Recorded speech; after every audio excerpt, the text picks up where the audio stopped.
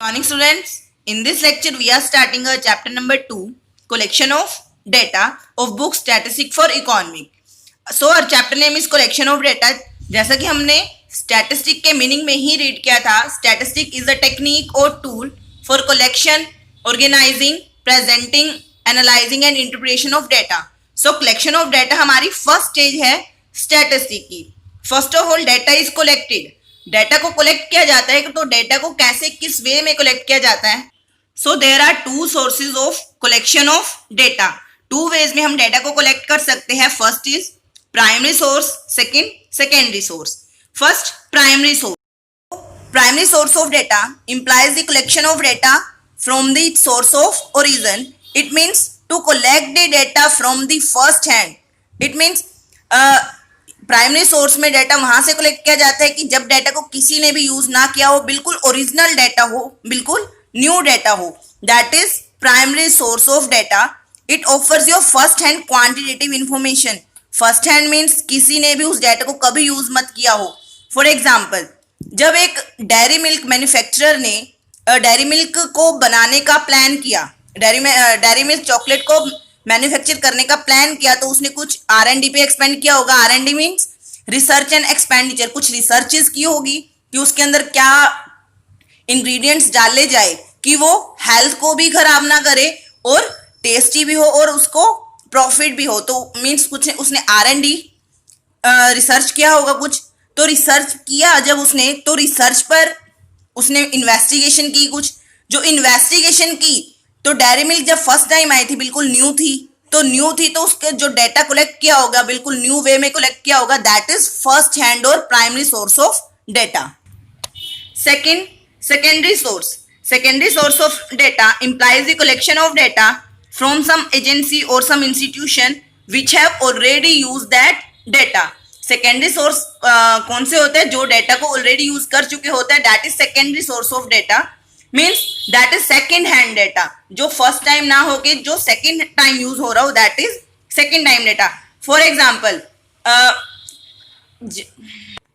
जब आपके स्कूल में आपको कुछ असाइनमेंट दिया जाता है, असाइनमेंट का टॉपिक दिया जाता है, तो हम क्या करते हो आप लोग?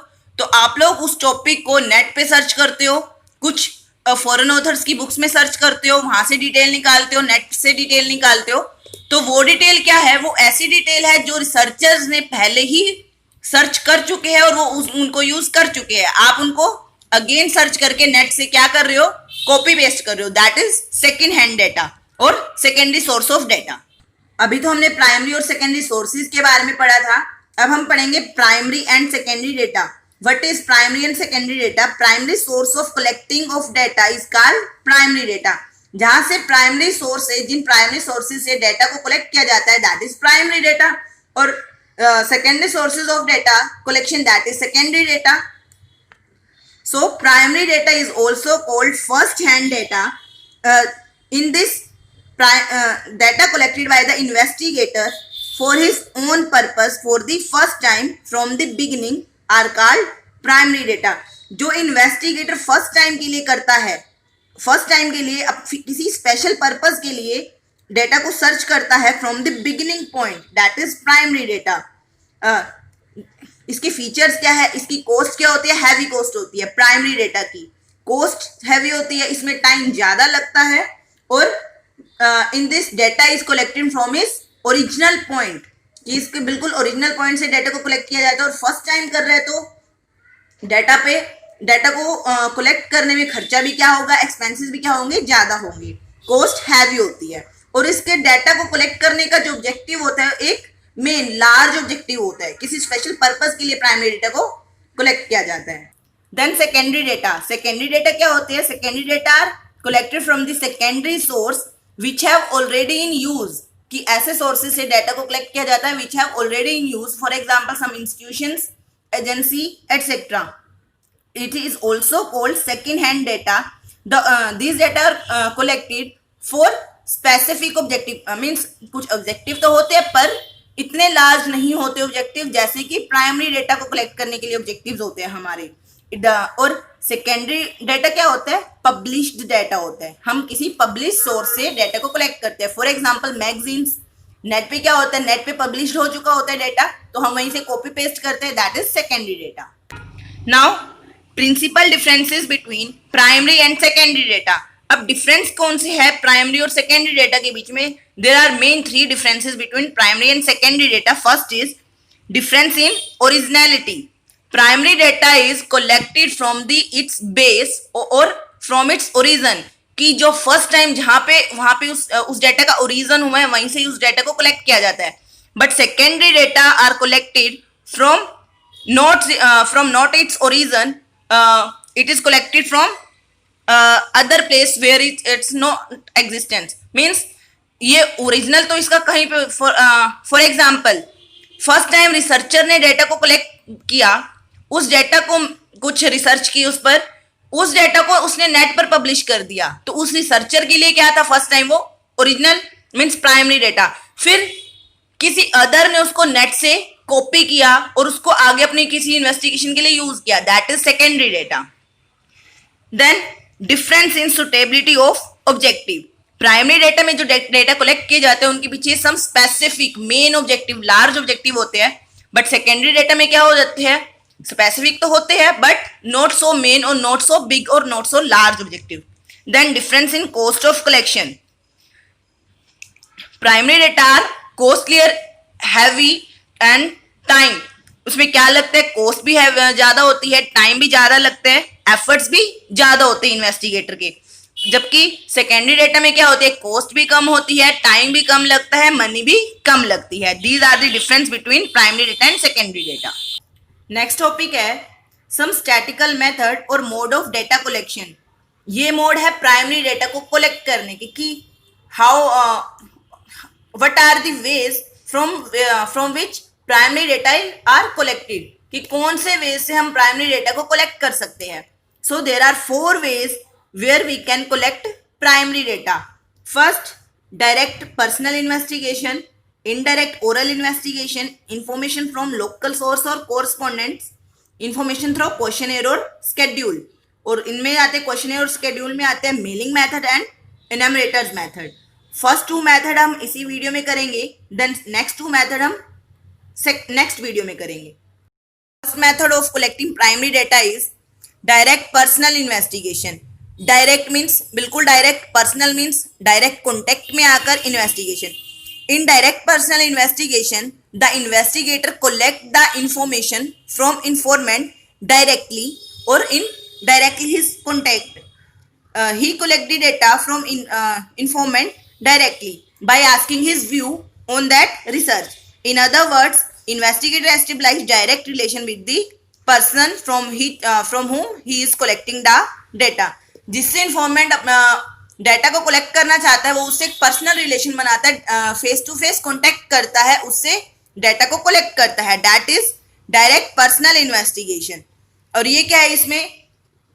दिस मेथड, ये मेथड वहां सक्सेस है जहां पर इन्वेस्टिगेटर और इन्फॉर्मेंट का डायरेक्ट रिलेशन सेटअप हो सके. अब है सुटेबिलिटी. ये मेथड कहाँ सुटेबल है? डायरेक्ट पर्सनल इन्वेस्टिगेशन कहाँ सुटेबल है? This method is suitable in the field of investigation is limited, not very large. ये मेथड वहां सुटेबल है जहां पर इन्वेस्टिगेशन लिमिटेड हो, ज्यादा लार्ज ना हो. क्यों? कई बार हमें होता है हमें रिसर्च करनी है किसी चीज पे, हमने लोगों से पूछना है, तो हम इतने लोगों से पूछेंगे. मान लो फॉर एग्जाम्पल एक सिटी का रिसर्च करनी है, एक सिटी पे अगर रिसर्च करने लग जाए फिर तो हम रिसर्च ही करता रह जाएगा, हर एक पर्सन के कॉन्टेक्ट में आएगा. तो जहां पे उसको लिमिटेड पर्सन के कॉन्टेक्ट में आना है तो वो वहां उसको रिसर्च क्या रहेगी? सुटेबल रहेगी. Then a greater degree of originality of data is required. Data original हो वहां सुटेबल है क्योंकि प्राइमरी डेटा है. Third, the information is to be kept secret. जहां पे इंफॉर्मेशन को बिल्कुल सीक्रेट रखना हो कि बिल्कुल उसी पर्सन से पूछना हो. Then accuracy of data is greater significant, कि जहां पर हमें बिल्कुल एक्यूरेसी चाहिए हो डेटा की वहां पर ये स्टेबल है. When direct contact is from the informant is required, जहां पे इन्फॉर्मेंट से डायरेक्ट कॉन्टेक्ट की रिक्वायरमेंट हो. देन मेरिट, इसकी मेरिट्स या एडवांटेज क्या है डायरेक्ट पर्सनल इन्वेस्टिगेशन की? फर्स्ट, ओरिजिनलिटी, कि ये ओरिजिनल डाटा से कलेक्ट होता है. देन एक्यूरेसी, क्योंकि ये पर्सन से खुद ही पूछ के लिया जाता है. तो एक्यूरेट देती है information. Then reliable, reliable means believable data होता है। देन रिलेटेड इंफॉर्मेशन मीन्स जब इन्वेस्टिगेटर इन्फॉर्मेंट से डाटा को कलेक्ट करता है तो बिल्कुल उससे जो उसको जरूरत की इंफॉर्मेशन होती है वो उससे वही पूछता है, मीन्स रिलेटेबल इंफॉर्मेशन ही पूछता है, बाकी अननेसेसरी इंफॉर्मेशन नहीं लेता वो। देन यूनिफॉर्मिटी, डेटा क्या होते हैं, फेयर यूनिफॉर्मिटी होती है डेटा में। देन इलास्टिक, इलास्टिक मीन्स वो इंफॉर्मेंट से इन्वेस्टिगेटर जितना चाहे इलास्टिक इंफॉर्मेशन ले सकता है। इलास्टिक मीन्स जब उसने वन क्वेश्चन पुट किया तो उससे रिलेटेबल वो सेकंड क्वेश्चन पुट करेगा, उससे रिलेटेबल वो थर्ड क्वेश्चन पुट करेगा, तो अकॉर्डिंग टू हिज स्टेबिलिटी वो डेटा को इलास्टिक कर सकता है। These are the merits. Now demerits of direct personal contact investigation. Demerits क्या है इसकी? First, difficult to cover wide area. जो एरिया वाइड है, जहां पे पर्सन ज्यादा है, तो हर एक पर्सन के कांटेक्ट में आना तो मुश्किल है, डिफिकल्ट है, तो ये वहां पर डिफिकल्ट है, ये इसकी डीमेरिट है। Second, personal biasness.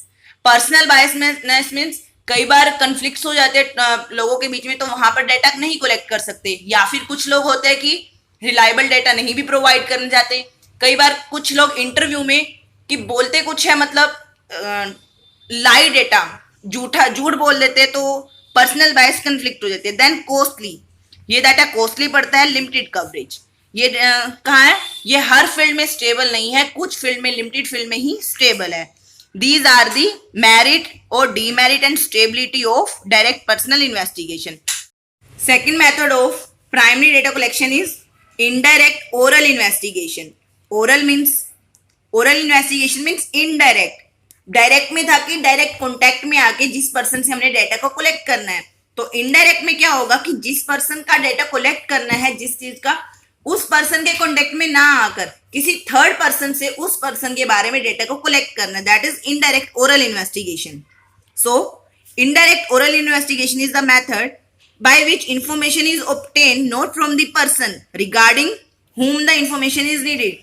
इसमें उस पर्सन से डेटा को कलेक्ट नहीं किया जाता जिससे इंफॉर्मेशन लेनी है, it is collected from the other person who are expected to possess the data regarding him. कि इसमें क्या किया जाता है, जिस पर्सन का डेटा कलेक्ट करना है, उससे डेटा कलेक्ट ना करके उसके रिगार्डिंग किसी थर्ड पर्सन से डेटा को कलेक्ट किया जाता है।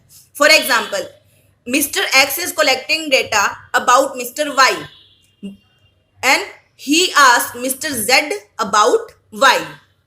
सो इसमें क्या कर रहा है, मिस्टर एक्स वाई का डेटा जेड से कलेक्ट कर रहा है, that is indirect oral investigation.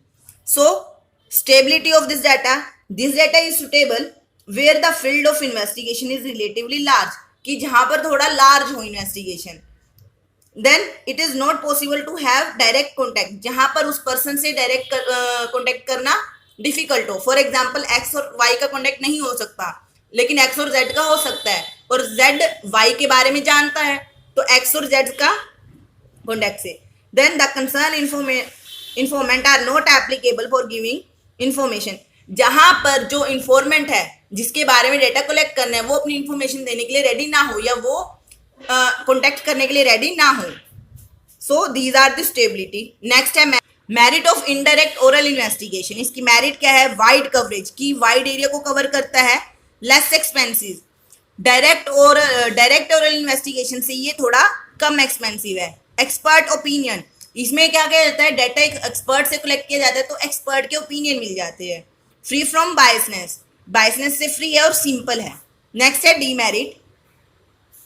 Demerits क्या है इसकी, लेस एक्यूरेट कैसे है, क्योंकि यहाँ पे एक्स वाई के बारे में जेड से इंफॉर्मेशन ले रहा है, तो जरूरी नहीं है कि वाई की सारी बातें, सारा डाटा उस जेड के पास कंप्लीट हो, कि जेड वाई को अच्छे से जानता हो, तो क्या है, लेस एक्यूरेट। सेकंड है बायसनेस। कई बार बायसनेस के चक्कर में आगे, फॉर एग्जांपल जेड की वाई से कन्फ्लिक्ट्स है, तो वो बायसनेस के कारण क्या पता उसकी इंफॉर्मेशन सही ना भी दे। थर्ड है डाउटफुल कंक्लूजन। सिमिलर, इन दोनों का वही क्या है कि कई बार डाउटफुल होता है कि उसको कंफर्म नहीं होता उस डाटा के बारे में, तो डाउटफुल रिजल्ट्स अकर हो जाते हैं। These are the merits, demerits and suitability of indirect oral investigation. and other two method we will do in next video. Thank you.